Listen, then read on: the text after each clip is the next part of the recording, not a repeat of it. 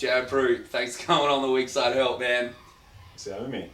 2004, he Yes. averaged 6 points and 16 rebounds. We're now in 2021.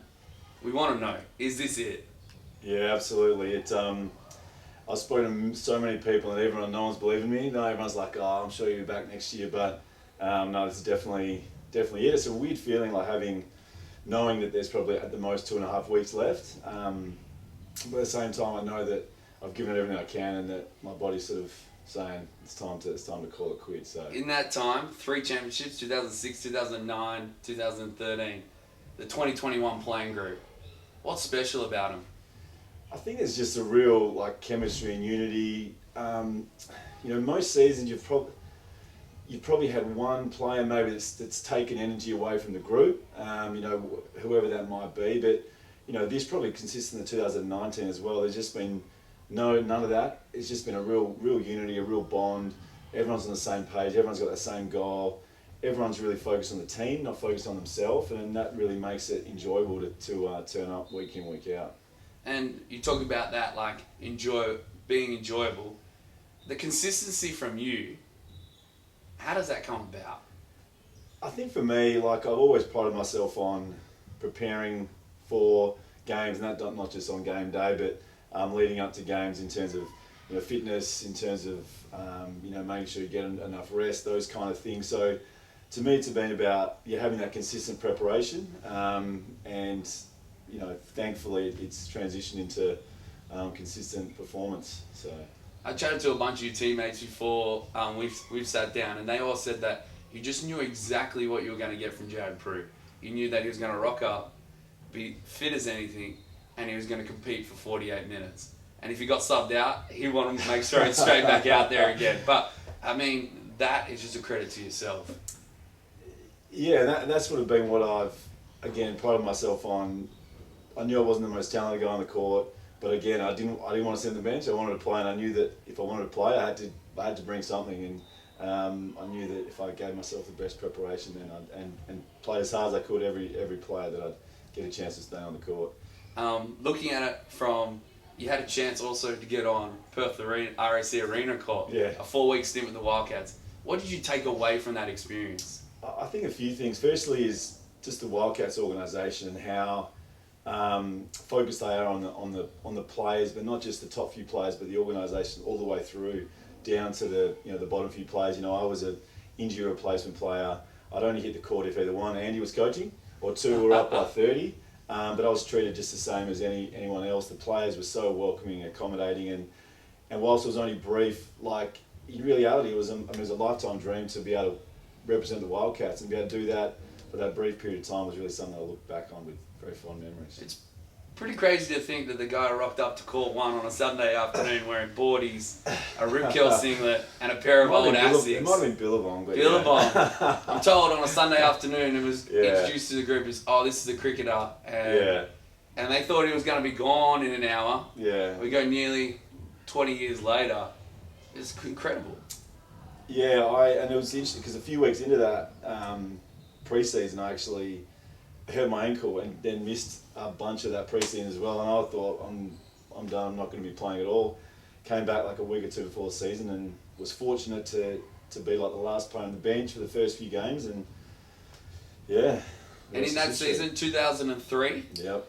Keith Solskjaer was the import at that time. Yeah.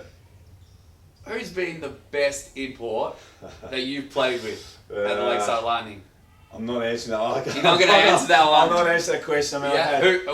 What stands out to you? I've had There's been so many. That's the thing. There's been so many great players and so many people who've brought different things in that time. People who have been great shooters, people who've been great, in terms of the hustle. I mean, there's been so many throughout the years, and I'd be I think disrespectful to everyone else if I singled anyone out. So I just want to say I've been very fortunate that throughout my career we've had 2 solid imports each year that have really not only added to the on the court stuff, but really brought a lot to the culture of the team as well. In 2013, you're inducted into the Men's SPL All-Star 25-year team. Yeah. Along with some amazing names. Yes. The likes of Ericsson, Hunt, Gardner, Yeah. just Anderson, to name a few. Your coach at the time, Andy Stewart, was the assistant coach. Yeah. What did that mean to you to be inducted into that team? It's really interesting. I think obviously you play team sports for team success. The championships are really, in terms of the on-court stuff, the championships is what you play for. But in terms of a personal achievement, that to me has to be, that trumps playing for the Wildcats and all the rebounding things. Because as you mentioned, some of those names and guys like Vince Kelly and James Fitch as well, who, as I said, 2003 I came out pre-season, didn't even think I was going to get a game. I hadn't played structured basketball for like 7 or 8 years. Before that I played under 14s, wobble, and was like the last player off the bench.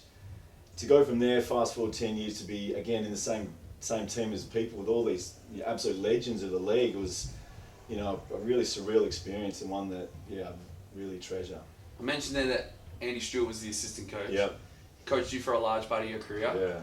How did he shape you as a basketballer?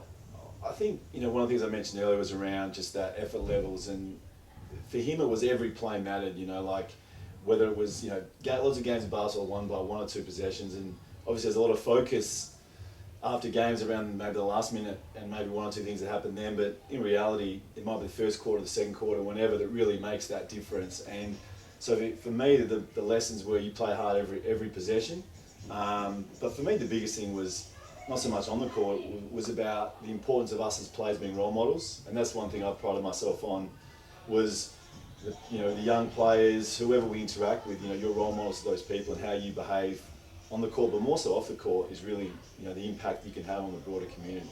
Speaking of being a role model, you got a son now, James. Yes. I saw you coaching down here yesterday. Yes. How do you go at the coaching? Part of me is not necessarily the best role model in terms of some of my. okay. I play with passion. I coach with Yeah, passion all as good. well. But I know for you, and not to cut you off, but playing in front of James Yeah. and the family. Yeah. Like, I remember a story when you retired the second time in 2015. We were on a bus up there, and Mum and Dad met us there. Your mum and Dad were there for your last game. So family's huge. Absolutely. In this journey, how have they supported you? Yeah. So obviously, as you said, my parents, like in juniors, I did play like a year or two wobble, only up to under 14s, and they obviously drove me around everywhere, even though I wasn't really getting much court time.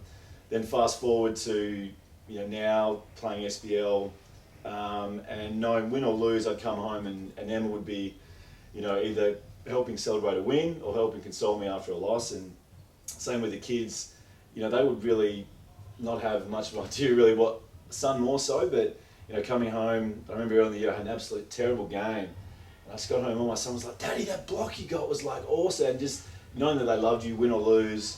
And the support that Emma's given me over the 400 games is just, every year when I said, "I don't know if I want to play again," and she's just like, "Listen, I'll support you either way. I love you. It's your decision." And probably gonna get emotional, but I wouldn't have been able to do it without their support. The 400 games, well, we're nearly there. Yeah. How does Jared Prue want to be remembered as a player? Because there's always like, the rebounder, and everything, the chairman. But how do you want to be remembered? And I've always been like, everyone's like, "Oh, it's not about the rebounds," but then after a game they'll be like, "How many rebounds did you get?" I'm like, "Oh," you know what I mean? Like, so for me, what you mentioned before around just someone that gave their all every time they hit the court, and just really a good teammate. Just being, to be honest, just being remembered as a good teammate is the most important thing for me. Speaking of teammates, Lord and Franich. Yes. Basketball gives us not only teammates, but friends. Yeah. What does Lord mean to you? Well, he was a groomsman at my wedding, so he meant a lot. He was, he was there from memory. He was a younger player than our first pre-season, and winning a couple of championships together.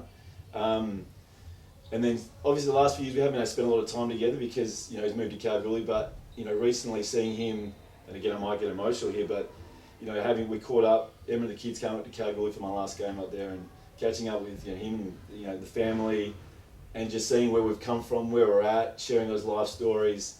And I think reading the post he wrote afterwards about me actually really spoke to me, because again it's the impact that you have on people that you don't necessarily realise. He's him and a lot of other guys, that again too many people to mention, but have really built those long-term, lifelong relationships and friendships with. Jared, there's been many matchups with some big 7-footers throughout the league. Ben Pepper, Chris Christopoulos. I'm sure there's plenty I missed out on.